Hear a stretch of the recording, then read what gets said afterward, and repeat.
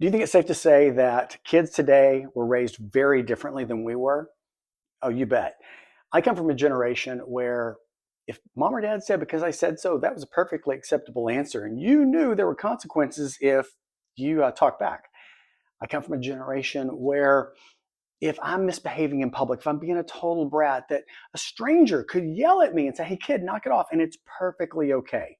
I'm in my 50s. I am squarely Gen X. And yeah, every generation loves to look at the ones behind them and go, oh, they're just different. They don't know anything. They're misbehaved.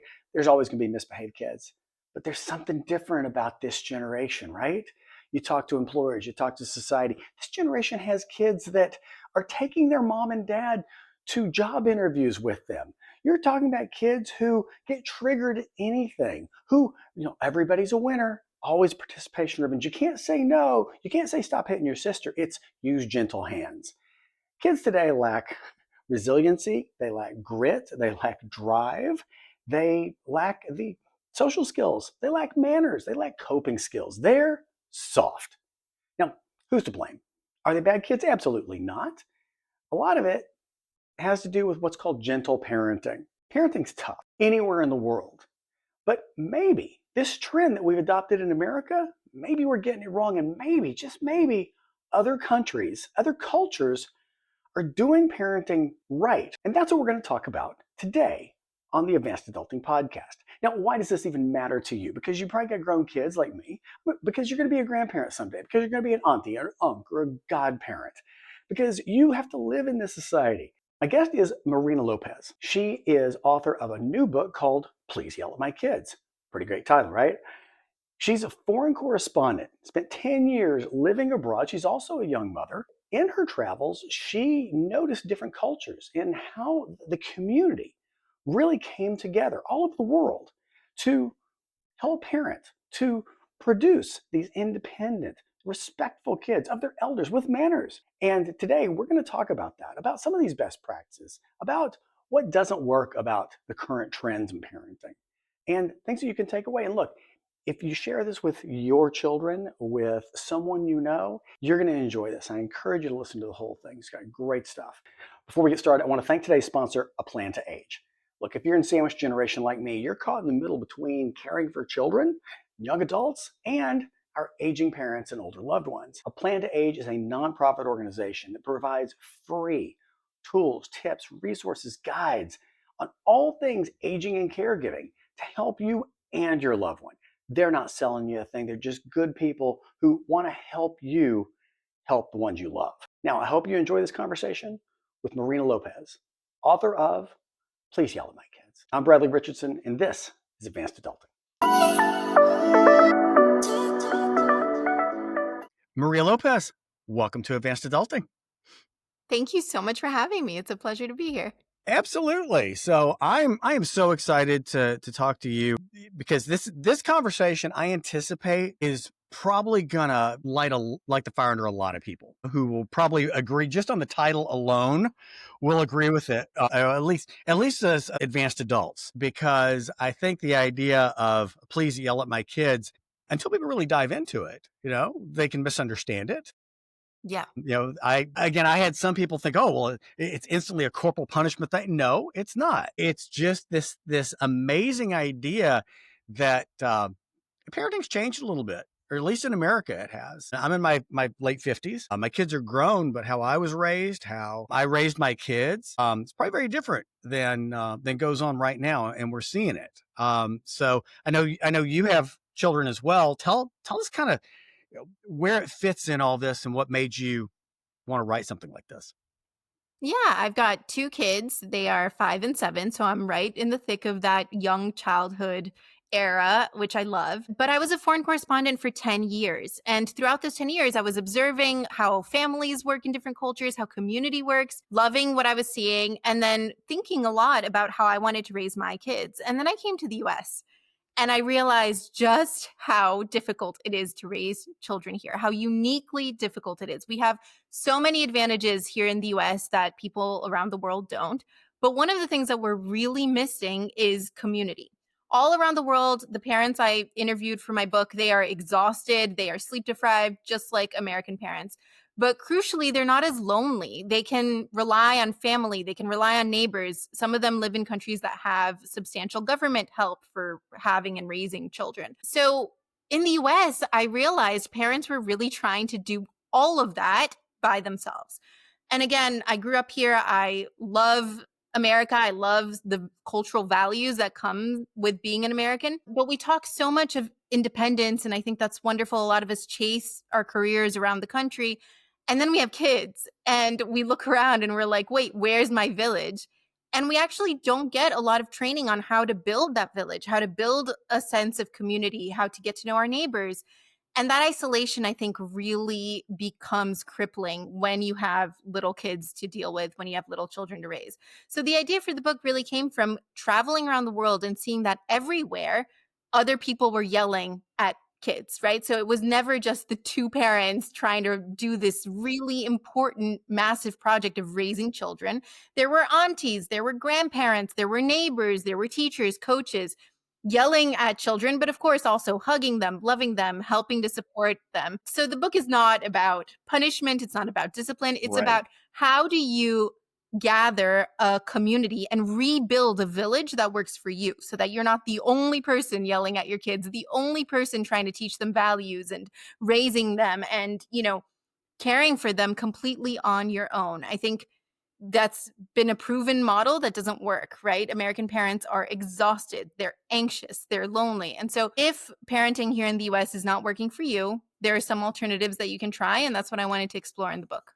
I love that. I mean, there's so many things that came into my head when you're saying all that. Number one, the idea of the loneliness of it. I think that's a Mm, huge, huge thing. And I want to come back to that. But, this idea of community, and it's so corny and cliche now. It takes a village. I think it's kind of mm, like, when yeah, anytime he says, "Oh, the children are our future," I kind of roll my eyes, like think of Whitney sure. Houston or something. But Yeah, it's, yeah. but it's, it really does. It's this idea of, I believe I'm Gen X. Okay. I think we were probably the last generation to have at least some, in America, at least, to have some sort of closeness with community of extended family, whether it was grandparents or something like that. And it seems like we are so spread out, so disassociated, disconnected, distributed, that what used to be, hey, they lived a few blocks away or even across town. I mean, I still remember getting to go across town and spend the night with my grandma or something like that. And, I think that's a huge thing. And then I love it when you say yelling at my kids. Again, the thing about America today and social media and anything else, people don't listen. They hear a headline and they instantly make a reaction. We're not talking about some trauma inducing screaming at a kid. We're talking about get off of that, sit down, leave that Yeah, alone. And things have just, yeah. I think the lack of discipline right now among kids is crazy. Let's talk about that for a second about kind of this, Yeah. the disconnectedness. Now, you lived in other places. Are you seeing, is it as prevalent in other countries now as it is here with being, having the grandparents halfway across the country, or what do you see there? In other countries, we're seeing some similar trends, but normally there is someone filling that vacuum, right? Whether it's, again, government support or hired help, or maybe your family lives far away, but you can rely on your neighbors in a way that we just can't here in the US. And what I think is really interesting about what you just said is absolutely, we are losing those community ties. We're losing that access to family. And at the same time, parenting is becoming so much more intensive than it used to be, right? So if we look at some of the philosophies that are really popular right now, like gentle parenting, conscious parenting, attachment parenting, the rule books are like this big, right? There's so much that you can and can't say and ways to act and not act. And what that does, I think we've made so much progress in, emotional attunement, and there's been so much research around, the appropriate way to discipline and not discipline a child.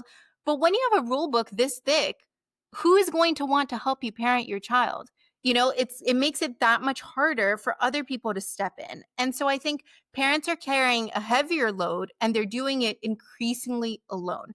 And that combination is really toxic. We talk so much about the well-being of children and, the emotional resilience that they might be building or not building, but we're not talking about the impact of these philosophies on the parents who are getting increasingly burnt out. There was a study that just came out that showed that 60% of parents have experienced burnout from parenting. So I think, when you see numbers like that, it's obvious to me that something's not working. And I'm not saying throw away all the rules or, you know, go back to like a more traditional style of discipline. I'm saying let other people in, let them show up. One thing that I noticed around the world is that when, the auntie like scolds your child, you don't step in and say, no, no, no, that's not the philosophy that we're following. Like, Right. I'll take care of it. Don't worry. Right. We allow for a multitude of philosophies when it comes to rearing our children. And guess what? Kids don't break, right? They don't combust when someone talks to them in a different way or doesn't use the appropriate language. They are capable of differentiating between different figures of authority. But here we're so scared that our children are going to break. We think that they are so vulnerable you know, um, and when in reality, kids have been conditioned to live in a community. And when we don't teach them to respect different people who might speak differently, be of different ages, come from different backgrounds, we're not training them to be villagers in whatever community they're going to end up in. So when we talk about skills that we want to leave behind for our children, one of the skills that I know that I definitely want my kids to learn is that social fluency of, okay, at grandma's house, we're allowed to do this. At mom's house, we're not. At the neighbor's house, these are the rules. And I've done that with my own kids, and I've seen that it's, this massive headache for the children. They very naturally adapt to different authority figures. But what is really harmful to kids is when mom and dad are trying to do it all by themselves all the Hmm. time and burnt out, right? That's when you end up with parents who are not emotionally available to their kids or children who don't know how to respect boundaries and then end up in a job where they have no clue how to respect authority or behave or, go with the flow if something is happening differently than what they I expect. think that's one of the things that I see so much is yes, all you're 100% on target with the burden that it's falling on parents, but it's the lack of boundaries, the disrespect in some kids. It's almost the tail wagging the dog. And I'm curious to your views on, is it the arrogance and ego of parents now? Because I think that's the thing. I know that you mentioned this, how the example of an auntie in somewhere else would discipline a kid or step in, and the parent isn't there to go, hey, no, you don't do this. It seems now that my child's always right. No, your child's a little shit. Your child acts up in class. Your child's doing something else. And parents are very, very quick not to defend their child, but to just be oblivious to the fact that their kid may be out of line and that they are the only ones who can discipline, or they don't give the benefit of the doubt to a teacher or Yeah. another adult or anyone else. Yeah, I think you're hitting something there. I think there is a myopia when we talk about parents who, see their children as the center of their world, which I mean, my kids are the center of my world, so I don't blame them. I don't think it's necessarily coming from a place of ego. I think it's coming from a place of anxiety. I think when you put the entire load on top of parents and you say, here is a child, everything about how this child turns out is going to be a reflection of you, and you are the sole Right. people responsible for raising this kid, the anxiety spikes up, right? And you're terrified of messing up. And so that's what I see. And it does, like you said, impact the number of caregivers available. So I was just speaking to a coach this week who said coaching has become a nightmare because if a coach speaks to a child in a way that the parent doesn't like, the parent swoops in and is like, no, you can't, reprimand my kid that way. Whereas if we look at, even 20 years ago, coaches were authority figures in a lot of kids' lives, right? And we're able to see behavior that maybe parents weren't seeing at home. So same thing with teachers. We see so many teachers complaining about this, that they don't have the authority anymore to reprimand children because everyone is following a different rule book, right? I also think that when the rules get so complex, and if you've ever looked at the actual rules around gentle parenting, to do it correctly, it does have boundaries, right? And you're not going into permissive parenting, but it is so complicated to follow. It is so complicated. I have tried, I have like looked into this, and to get it right, it's like rocket science. And that's for parents who are with their kids all the time. So the Right. expectation that like when grandma comes, she can't say no and she has to use positive words and language, and you don't say like stop hitting your sister, you say gentle hands and like all of these things. It's much more likely that parents are going to mess up and veer towards permissive parenting. And that's when you end up with like gentle parented kids who have no boundaries, who don't know how to respect any figures of authority. And honestly, when we focus so much on the emotional well being of a child, we are centering the child in every interaction. We're saying your emotional well being is the most important thing in any interaction that you have, right? And that's really dangerous if you want to build a kid who lives in a community. The message around the world that I've seen in communities always to children is you are not the center of this community, right? You are a member, you are a valued, cherished member. But there are other people whose interests, whose lives are here, and we have to think about them too. So it's sort of the inverse of that when you're like, how are you feeling? Do you feel emotionally safe? Is the way that that person spoke to you, making you feel okay? You are telling the child that's the most important thing. How you feel at every moment in every interaction is the pinnacle of importance, right, in our world. And again, I just question what's going to happen to that kid when they do inevitably live in a community, right? Even if you don't have strong ties with your neighbors, you're going to have a job. You're going to have to deal with people of different political backgrounds or ages or backgrounds, Oh right? my So it's God. Yeah. it's really important They're to gonna be learn. soft, they're gonna be weak, they're gonna be entitled. Yeah, I think that's the thing now. I mean, look, you see it. I think you've seen it come to roost with a lot in the corporate world with members of Gen Z entering the workforce now, and where it used to be college recruiting and hiring of young graduates was a thing, and they put a lot of time, effort, and money into that. And I've seen studies recently how over half of them have been let go in the past 2 years because employers are just going, you just don't know how to operate in the real world.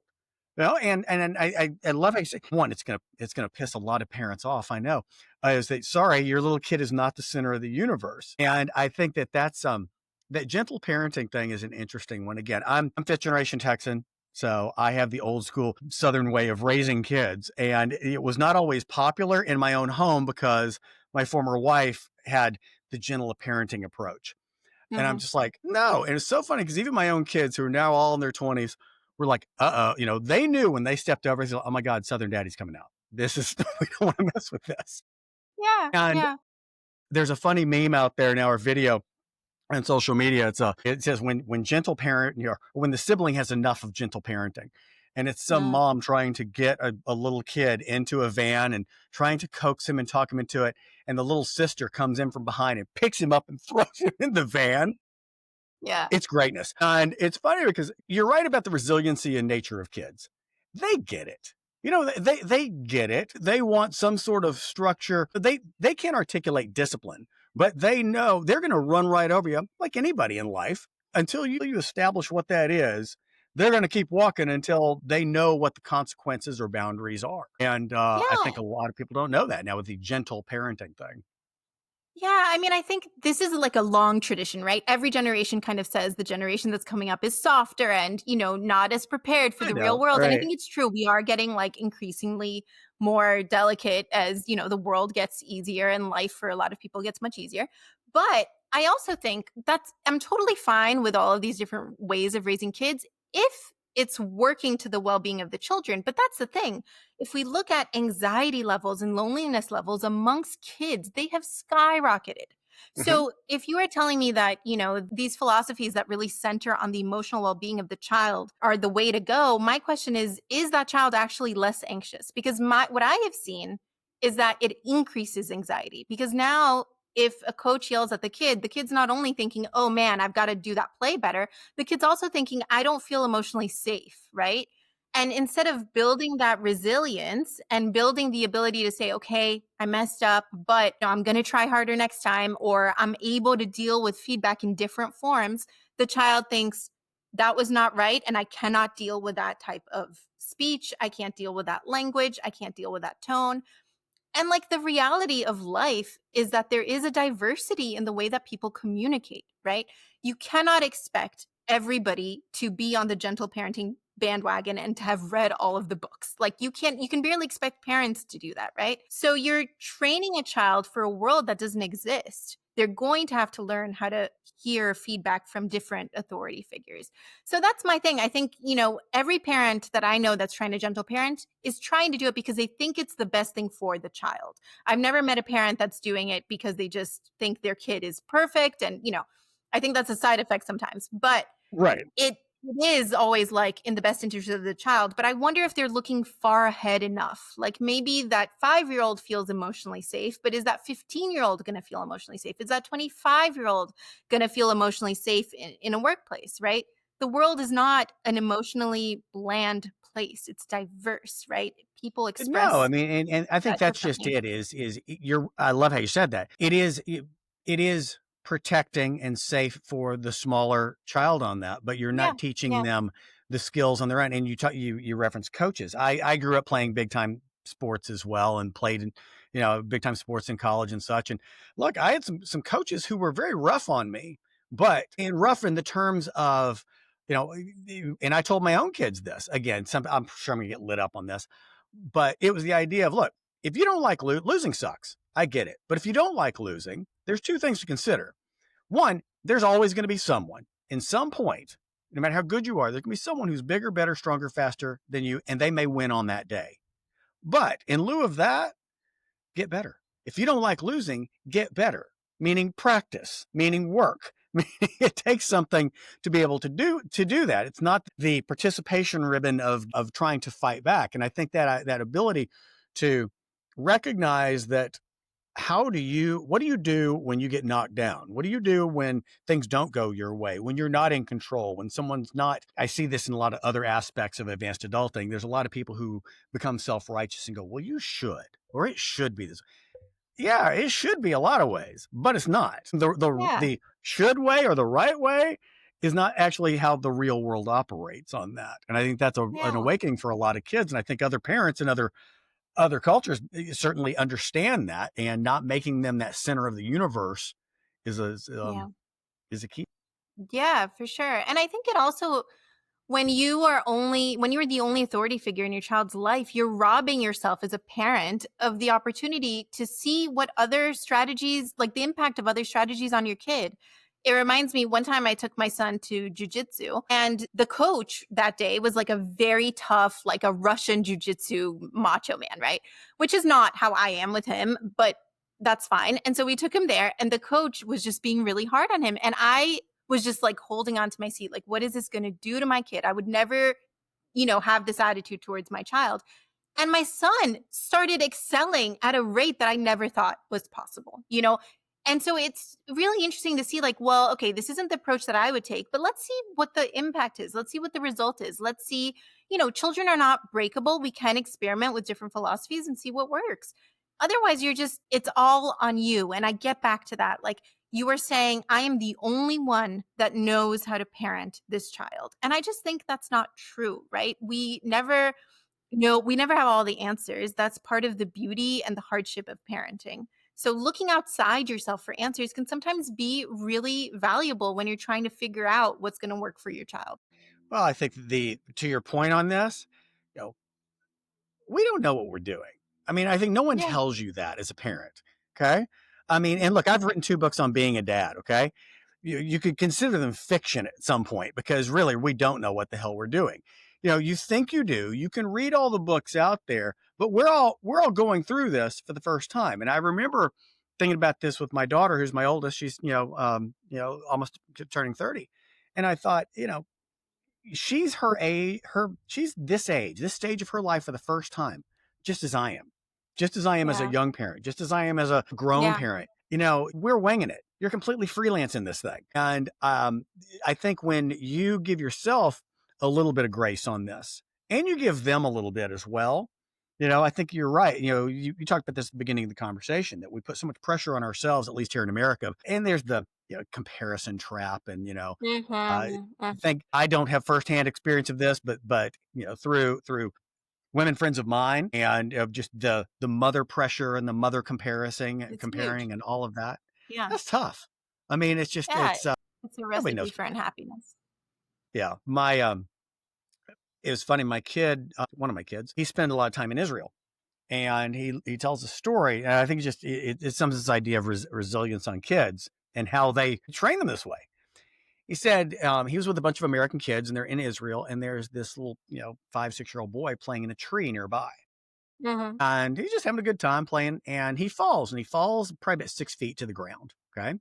And the kid starts Mm-hmm. crying. And all the American kids, run over there. Oh my God, are you okay? What's fine? And the Israeli kids that they're with walk over there, look at him and go, he's not bleeding. He's fine. And they Yeah. move on. And it was just interesting. And that made an impact on him. And I'm glad that they went over to check on the kid, but it was just like the others were like, he's good. He's going to pick up. Yeah. We're fine.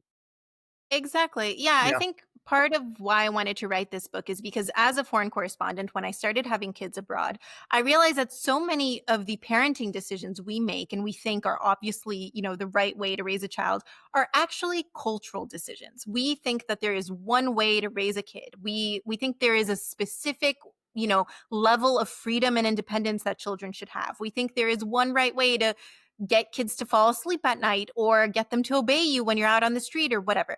And all of these different elements are just cultural beliefs. When you go to the other side of the world, you'll see people doing things completely differently. And it's, a 6-year-old in Israel is capable of the same thing as a 6-year-old here, right? But it's the culture around them that's very different.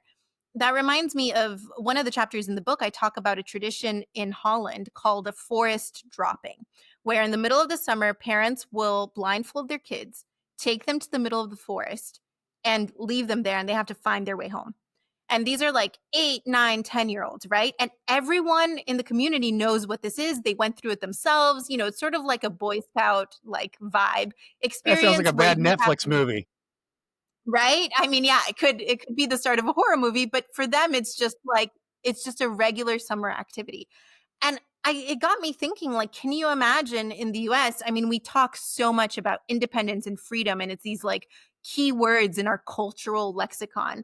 But how much freedom and independence do we actually give children? Well, it turns out it's very little, even though parenting here is much safer than it used to be. If we look 20 years ago, kids are chained to their parents. Parents will not let their children out of their sight. And again, what a child is going to learn when they're with you is very limited, right? If you expand that circle, you never know what they're going to learn. They can learn from other children, they can learn from other parents. And so that is something that I think other cultures inherently understand. And what I wanted to do with this book was say, listen, the rules that you have been following are just a suggestion. If this is not working for you, if it's not working for your family, here are some other ideas from around the world that do work, where, you have an 8-year-old walking down the street on their own who knows how to find their way home. You've got teenagers using public transit by themselves, right? You have a level of independence that's a little bit more of a ramp up as opposed to here where I feel like, a kid at 17 is still very much chained to their parents. And then at 18, we're like, okay, go off to college. And the child's never, made their own doctor's appointments or even like spoken on the phone to someone or asked for help or, all of these things. It's interesting and sad commentary, not as about parenting, but about society, though, because again, I mean, and you're right, every generation plays good old days syndrome, and I'm no different here.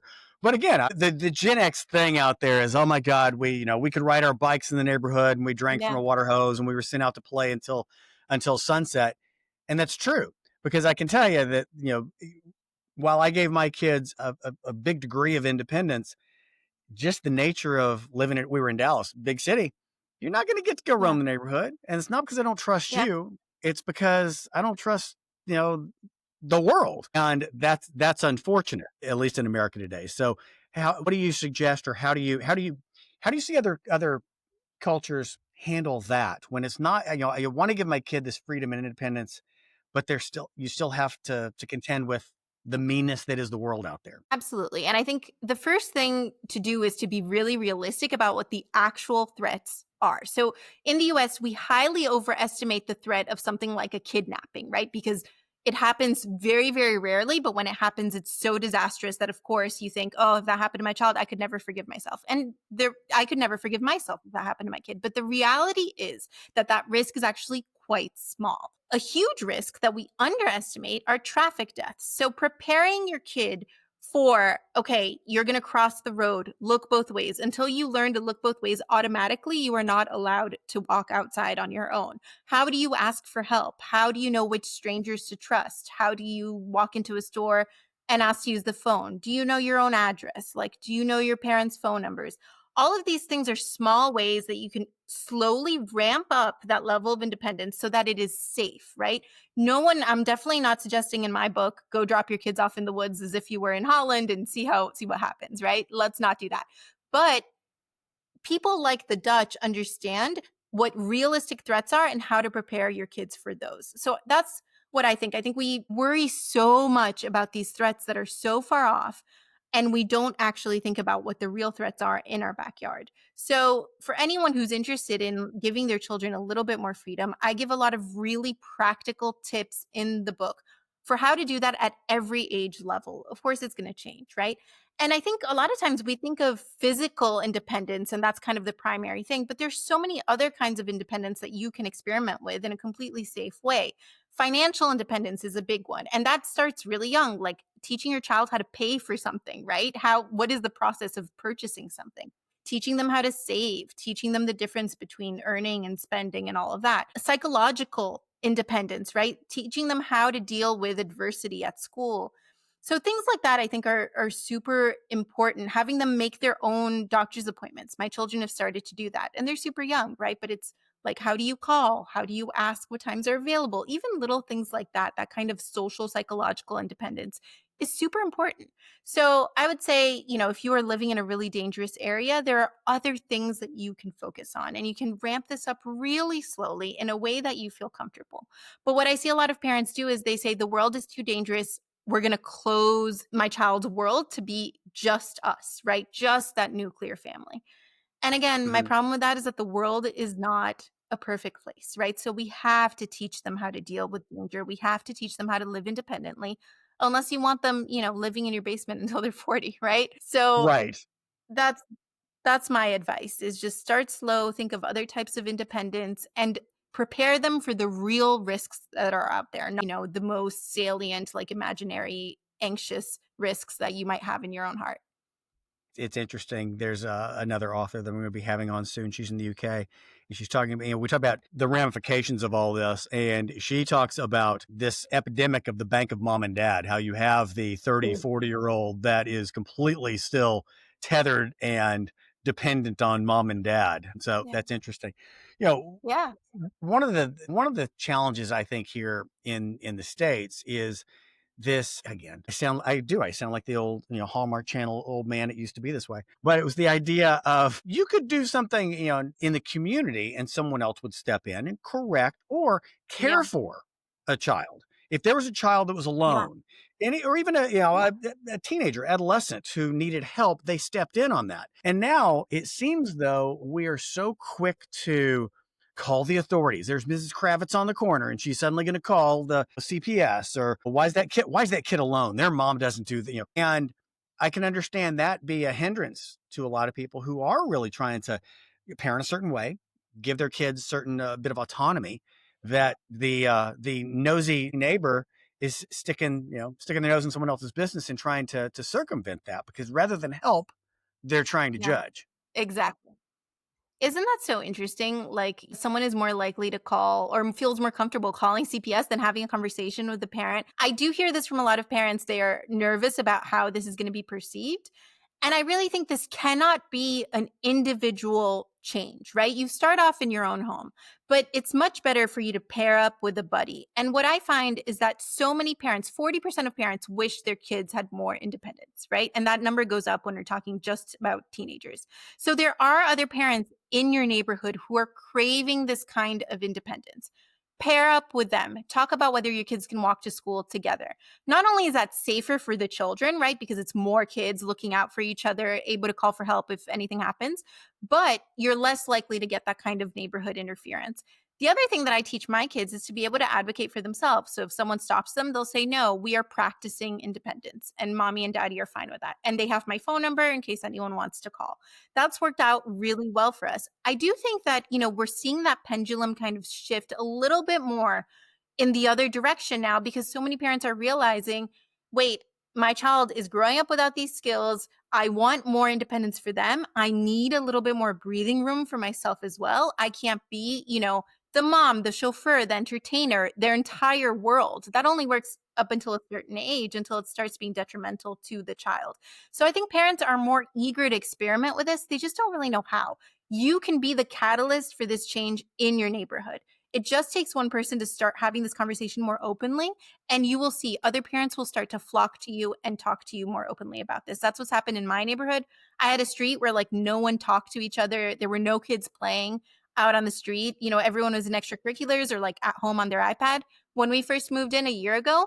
And now I have kids ringing my doorbell spontaneously asking if my kids can come out and play, which is such a Good. dream It's how for it me, used to right? be. But it took yeah, exactly how it used to be. But it took a lot of effort. It took a lot of telling other parents, listen, this is what I'm trying to build. Like your kid can come over at any time. You don't have to schedule, a Google Calendar play date with me. Right. Go ahead and ring the doorbell, right? And it's like, okay, it sounds so radical, but the minute you say it and you start talking about it openly, other parents are like, oh, thank God, I would love to drop my kid off. Like, does this afternoon work? And you're like, yeah, like I said, just come on in. And so it takes a little more flexibility. It takes a little bit more of an effort, but you can build that community here in the US. It's not something exclusive to like, back in the day or other countries abroad. You can change your community here to make that happen. That's good. Because so my audience, it's advanced adulting, midlife Yeah. and beyond. So we have, look, I Yeah. mean, you can be a grandparent in your 40s now. Okay. Yeah. I know that becoming a grandparent is in my not too distant future at some point, but I think that, every child is different. And once they have children, they're going to parent differently as well. Okay. Yeah. My question is, what advice would you give grandparents because to help instill some of these things? Because you might be running counterintuitive, or you might be running something differently than what the kids are wanting, or your kids are wanting to parent. I didn't say that very well. But basically, yeah, you might want something or try to help your child one way and meet with some resistance. So what do you think and see there? Absolutely. I love this question. And I actually have an op-ed in the Washington Post coming out about this, hopefully next week. So yes, as parenting has become more rigid, grandparents have been caught in the middle of this, trying to help, trying to contribute to childcare, alleviate these really stressed out parents. But it's really hard for them to do that when parents are following these really complex parenting philosophies. So, the first thing I would say is if you can have an open conversation with your kids and say, listen, I want to help, but my help is going to look different than your parenting. And that's okay, right? Try to open the parent's mind to different ways of interacting and dealing with this child. If the parent's extremely resistant, show up in other ways, right? Whether that's like reading a bedtime story. This is a great one, even for parents who live far away from their grandkids. You can do this over FaceTime. You can like watch them while they play and try to interact with them that way. Of course, it's never the same as in person, but it's something. It's a tradition that you can have that's daily, that's plugged into their daily routine, that's going to keep you in their lives. If you can have that conversation with your kids, try to get their mind open to different ways of parenting and then see where you can contribute the most to alleviate the parents. So remember that, the parents are probably stressed, they're probably overwhelmed, they might be in that 60% of parents who are burnt out, and ask them, how can I alleviate your plate? What is it that I can take off that is going to help you breathe a little easier? And remember, be open to the fact that that might be like household chores. It might be cooking. It might not necessarily be like holding the baby, right? Parents need different things. But once you start with that, you can expand and slowly make your way into being more involved in the day to day lives of kids. I talk about Singapore in the book, which is such an interesting example for grandparents, because in Singapore, the government will give you stipends if you live close to your grandkids and help with childcare. So the idea is move close to your grandkids so that you can be there every day and help with, school pickup, taking them to basketball, taking them to ballet, whatever it is. And we lived in Singapore for 4 years. And I will tell you, I was the only mom at the school pickup. It was me and all of these grandparents that are just like taking the job of grandparenting so seriously. So I think, that's another model to look at. You don't have to be a Thanksgiving and Christmas grandparent. There are ways for you to be more involved in the daily lives of kids and shape who they are through that. Explain to the parents, I want to instill these other values that I think are also important. give me a little space to do that and see what the parents say. I think even parents who start off really rigid will eventually see that they need help. And I that's a love that. great opportunity for you to come in. Perfect. So you've given the example of how people in Holland will dump their kid in the forest for the summer or for a little bit to find their way. I love that. The Singapore grandparent example is fantastic. What are some of the other best practices or things that really made an impact on you and other countries in your travels and in writing this book that you think they do it? These people are doing it right, or that's really unique. So I spent some time in Mozambique for the book. And one of the things that shocked me the most was that I really could not get through an interview in Mozambique. I would be sitting under this mango tree talking to a family, and the amount of neighbors who would stop by was just insane. And they do this every day. Of course, I was there and they wanted to know what was going on, but they daily contact that they have with their neighbors is like all the time. People are always coming over. They're helping kids with math. They're walking the children over to the well. They're helping them with groceries and with cooking. And so they have this really like tight knit neighborhood fabric. And I thought to myself, well, of course, this can only work in Mozambique because it's a country where people need each other for survival, right? In the US, you don't need to talk to your neighbors. And so a lot of us don't. So I started learning from them. Well, how is it that you can create such a tight knit community? And what I learned is that Mozambicans are really open about asking for help. Here in the US, we're so scared, especially parents. We're so scared of asking for help because we think, oh, if I ask for help, my mask will fall and people will see that I don't have it all together. It's like, guess what? None of us have it all together. The minute you ask for help, not only are you potentially relieving yourself of that overwhelm, but you're also giving the other person permission to take their mask off and to say, hey, I need some help as well. And you can start this cycle of debt where you ask for help one week and then they're feeling more comfortable asking for help the next week. And that snowballs into a more tight knit community. That was one thing I learned in Mozambique. The second thing that my children, are still living the effects of is in Mozambique, children are contributors to the household. They're not just consumers. And I think that word maybe has a negative connotation. Of course, I chose to have kids. I love caring for them. I love making sure that they have everything that they need. But before I went and started speaking to all these families in Mozambique, I really saw my kids as just there receiving all the care that I was giving them, right? And what that meant was that they were like a net negative in our household, which again was fine with me, but I was exhausted, right? Mhm. When I went to Mozambique, I saw that children as young as 5 were actually helping run this household. Like they were contributing in a meaningful way. It wasn't just like, here's your sticker chart and, you like did this one chore half-assed and therefore you get a Right. sticker. No, it was like, oh, it's lunchtime. If I don't get the fire started, I'm not going to eat, right? Like the consequences were really clear. And so they helped with everything. And the mom was actually benefiting from their existence in the household. So I came back and I thought, well, my gosh, I've got a 5 and a 7-year-old. I never thought they were capable of any of this. I'm going to start seeing where my pain points are in taking care of this house and getting them more involved. Of course, it's always more work at first. It's always going to be a little bit harder for you to teach your kids how to, do the laundry instead of just doing it yourself. But that's what I tried to do. So we started really little, like they would help me bring the laundry down to the basement and then they would help me push the buttons and they would help me put the detergent. And now my 5 and 7-year-old do the laundry for the entire house. And when they are sick or when they are traveling, I feel their absence. They are net positive contributors in my house. And I never thought we would get there. I didn't even think that was possible until I traveled and saw what life looks like when the kids are not, I always say they're like center stage and we're the stage hands, moving everything around, wearing all black so that no one sees us, right? But like Right. they're the center of the show. There are different models out there How that many you can look clothes did at. they shrink and how many things did they turn red before you fully released We that? only had a couple casualties, and I will say, like, so worth it. I would do this again 1,000 times. Kids are really capable of it. Sometimes we have to rewash a load, but like, I'm not doing any loads, right? So I have more bandwidth for that type of a thing. Do they get an allowance or payment for that?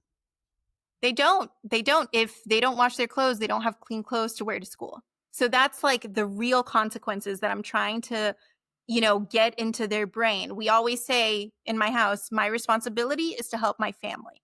And so I'm trying to raise them with this idea that, okay, clothes don't just magically appear folded and Right. washed Clean in clothes fairy your doesn't dress. come and make it happen. Yeah, there is no clothes fairy. I don't want them growing up with that idea, right? So I try to make the consequences very natural. Now, of course, some people might say, oh my gosh, and so then you send your kids to school in dirty clothes. It only has to happen once for them to get it, right? And like it's not the end of the world for your child to go wearing the same clothes they wore yesterday. They will learn, right? We do it And as adults. so, yeah, exactly. The thing is, you have to learn these lessons at some point. Right. Why not learn it at 5 and 7 where it's helpful for you in your house? I love that. I mean, that's teaching real life skills, real responsibility for the real world. That's it. Yeah, I mean, you're yeah, a true contributor at that point. So I got a exactly. question for you related to that. So there's a situation I had. This was several years ago. So, and one of the only times I ever dated someone younger than myself. She had, my kids are grown, but she had very small kids. And we're in a relationship and out with the kids. And talk about the gentle parenting, one would just be beating the crap out of the other one. It was like, oh, don't be, you need to be kind. I go, she's going to knock her out. Okay. But, Right. you should be picking this kid up and putting her on the other side of the room. But there's one example, and it has to do with chores. It was the mom had asked this child, kid was probably about, I'd say 8 or so, 8 or 9, and was like, "Hey, will you do such and such?" And this kid wheeled around, smart ass, like, "I'll do this if you pay me."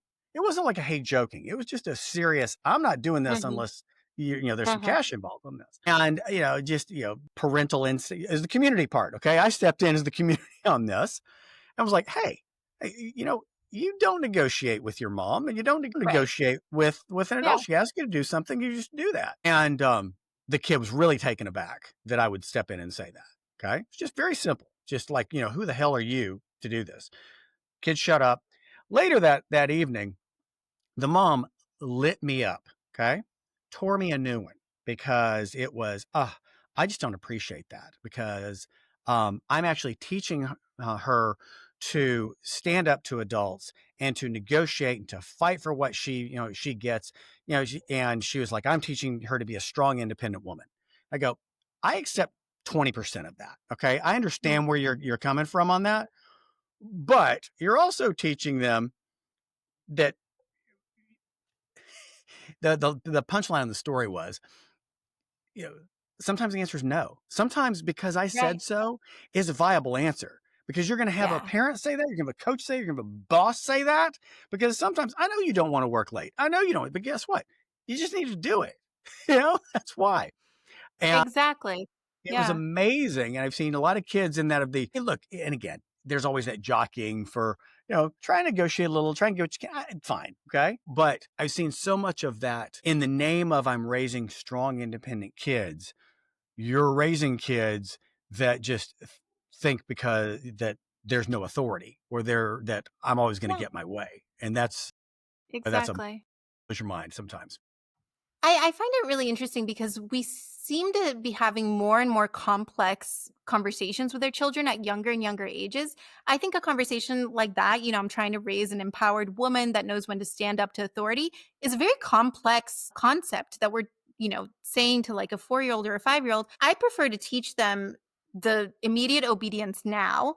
And then when they're teenagers, when they're getting older, getting ready to go into adulthood, you can start talking about when you shouldn't obey authority, right? But the reality is, like you said, sometimes the answer is going to be no. You are going to have authority figures for the rest of your life. I mean, sure, you can own your own business and avoid authority all you want, but somewhere along the line, someone is going to say no to you when you have to listen to that person, right?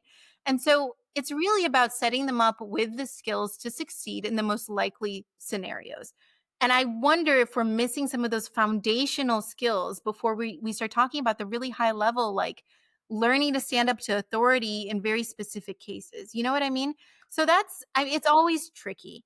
But what I always say to parents is it actually working? What is the end result you're trying to achieve? And are you sure that, this is making you as a parent less anxious and happier and your child?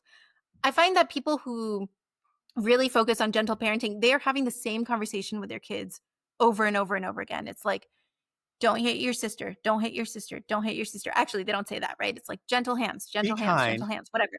Right. And like the kid doesn't learn that lesson. So you're just teaching the same lesson over and over again. Whereas If you can be a little bit more direct, teach a little bit more of that like immediate obedience, you move on with your day, right? You have space for the more complex conversations. You have space to develop a relationship that's not always a tug of war of like, I know you don't want to put your shoes on. Sometimes mommy doesn't want to put her shoes on either. It's really hard to put our shoes on, but like it's time to put our shoes on. By the time that conversation finishes, like me and my kids have had 5 minutes of quality time together. You know what I mean?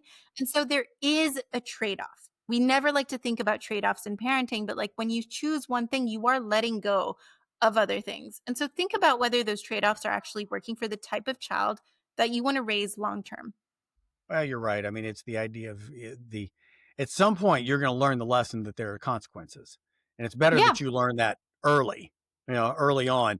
And people are going to let you, if someone's going to let you get away with it forever. I just remember, my middle son, he had a friend, and we were, friends with the family and all. And they raise their kid very differently, and good kid. But and I think that's important to say. This isn't anything about whether it's a good kid or a bad kid. absolutely. Okay, it's just No, like, no. we got a pit bull. It's kinda like, great dog, but it depends on how you raise that On how child, you that raise it. dog. It's all the inputs. But, this child came over to spend the night, and the kid had been used to mom picking all their clothes out and dressing them and getting their socks on and everything, okay? And it was funny because Mike Skylar was, really independent, and so, "Hey, let's get ready. We're gonna go somewhere." Cool. Sky's ready, he's dressed, got himself dressed, and the other kid was just laying there, "Oh, I don't know how to put my socks on. I can't do this." I'm like, yeah, you do. Well, no, I'm not going to you put them off. I'm not going to put your socks on. And when I walked away and Sky's ready and go, come on, let's go. The kid finally realized then, oh, okay, I can't get away with this in this house Right, or in this right. environment. Yeah, My game doesn't work anymore and I'm going to have to do that. exactly. And, to your point, yeah, I mean, and look, I mean, I'm not perfect. I mean, I screwed my kids up in 1,050 different ways. Yeah, we all do. But but yeah, you all do. I think that's the thing. I used to joke around with my daughter. I go, "You're the oldest. That's what the first kid's for, okay? You're the guinea pig here, all right?" Yeah. She's actually the most well-adjusted, but but I think that's funny, and it goes back to what we were saying earlier. Is there is not necessarily a right or wrong. It's right or wrong for that child, your family, that situation, and um, it's fluid. It is completely fluid. Is what's going on right, and what you need. Exactly. Yeah, and that's really the message of my book.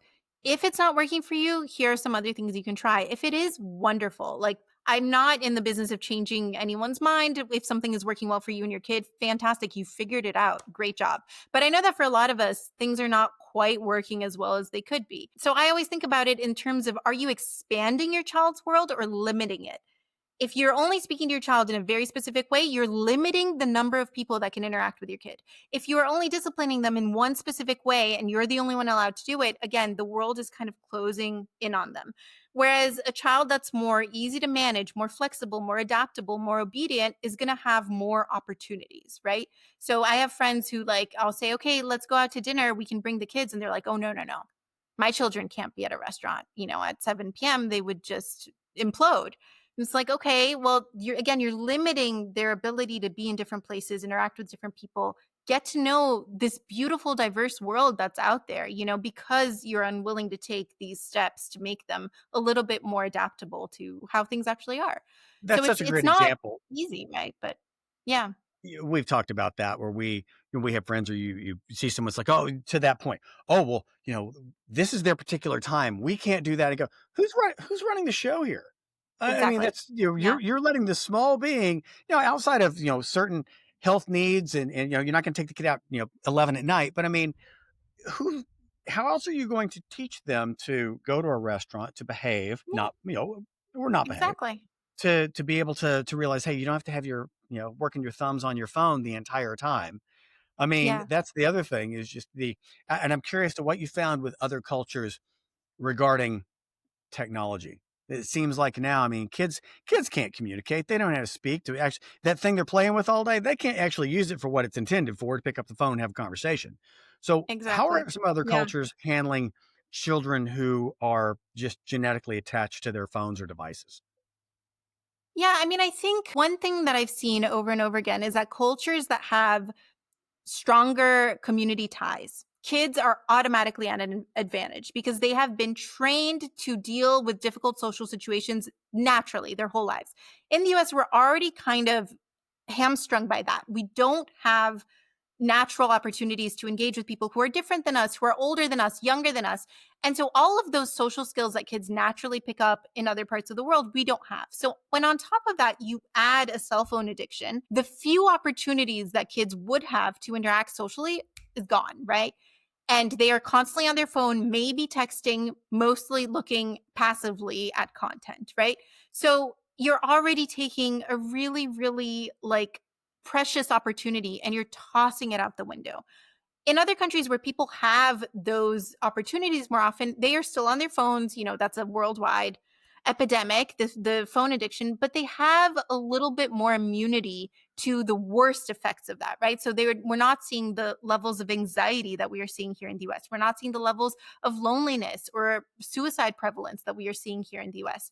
And I see this when I go to Brazil and see my family. My 13-year-old cousin knows how to give my grandpa his medicine, like which leg is his bad leg and how to help him stand up and sit down. No one is there telling him how to, talk to this person, but he's naturally more aware of his surroundings than a teenager in the US who's just constantly on their phone.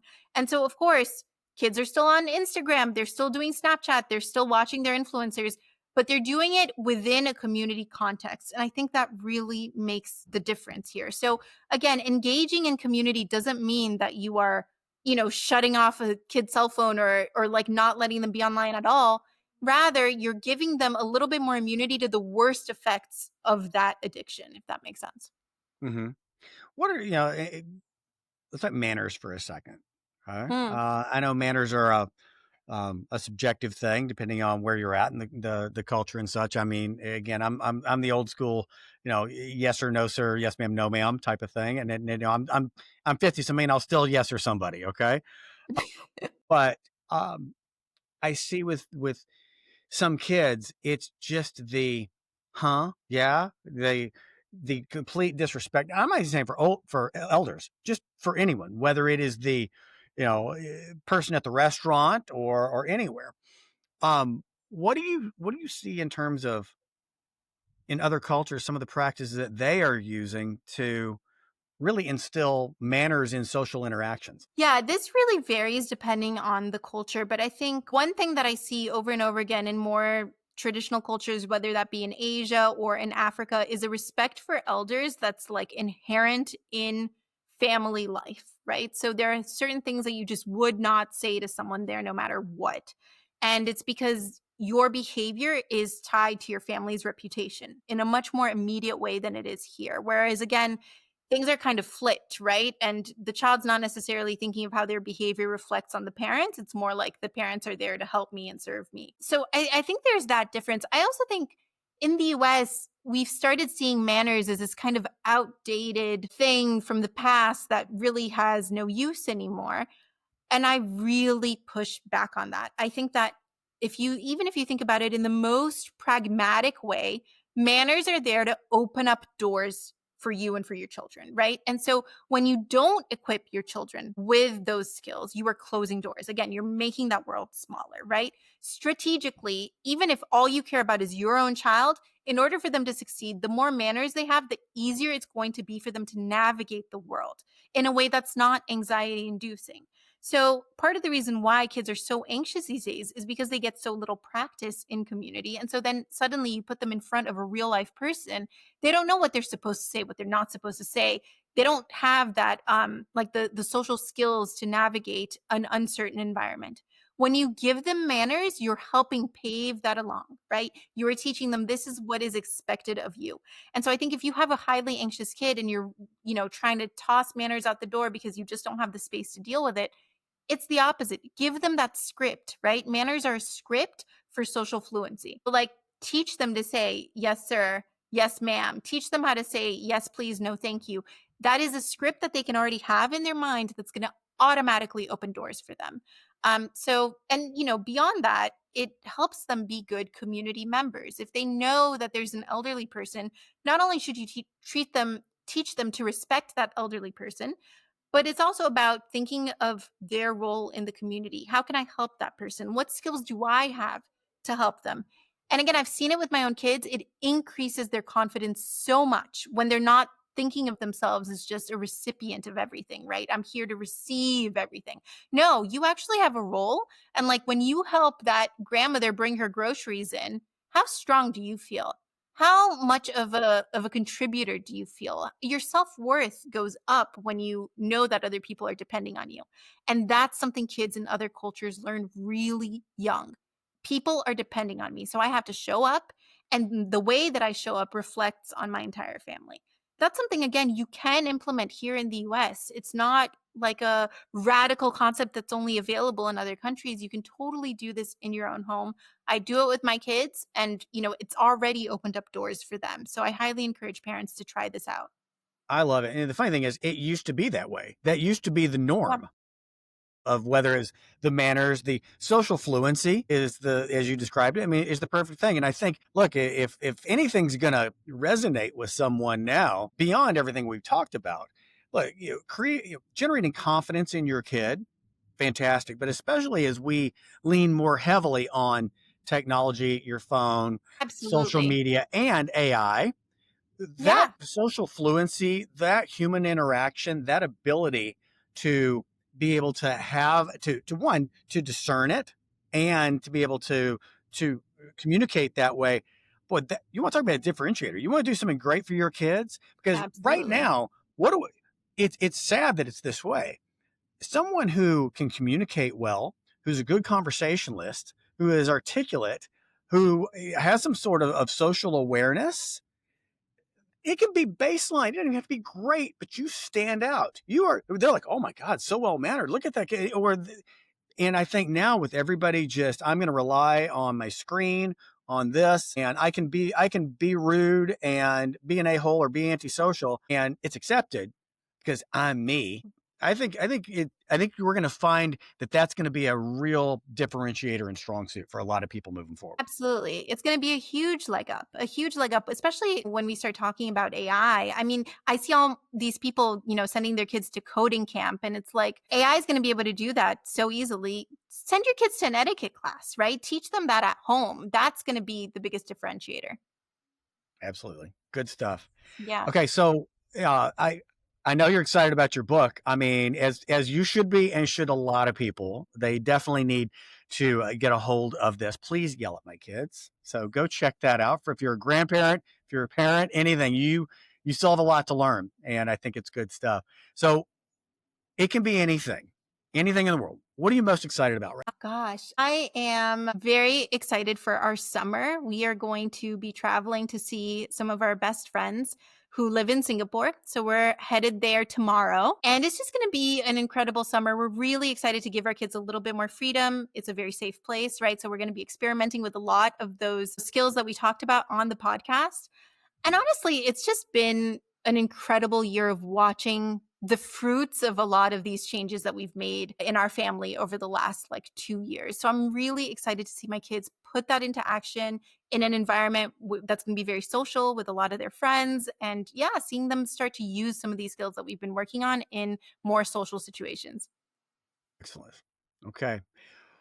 So you have a time machine and you get to go back and have coffee with your younger self. What would you tell your younger version of yourself about this stage of life? What advice would you give them? I mean, honestly, I feel like when I was younger, I moved to the US when I was 9. I was an immigrant and always living kind of this life that was very divided between my identity in Brazil and my identity in the US. And I used to think this was the biggest kind of it was a hardship, right? It was something that I didn't want. It made me different and I wanted to get rid of all these traits that made me so different from my other like American classmates. And I think I would tell myself, you are going to get to a place where all of that is going to be so useful to you, not just, socially and personally, but professionally. Becoming a foreign correspondent was sort of the way that I lived my whole life, but a profession that I could put all of that into, straddling cultures, learning cultural differences, and then picking and choosing how I want to apply those values to my own family. It's been a complete dream come true. I have wanted to be a journalist since I was like 10 years old. I'm one of those people that just knew what they wanted to do. And I was so lucky to be able to go ahead and live that dream out and now bring my experiences to people, in this book. So I know that my younger self would be so excited about all of this that has happened. And I'm also getting to live out my dream of being a mom and raising kids that are very steeped in different cultures and, in a very intentional way. So that has also been a huge blessing, a huge dream come true. And yeah, I think she'd be very, very happy. Love it. Good stuff. Marina Lopes, thanks for being on Advanced Adulting.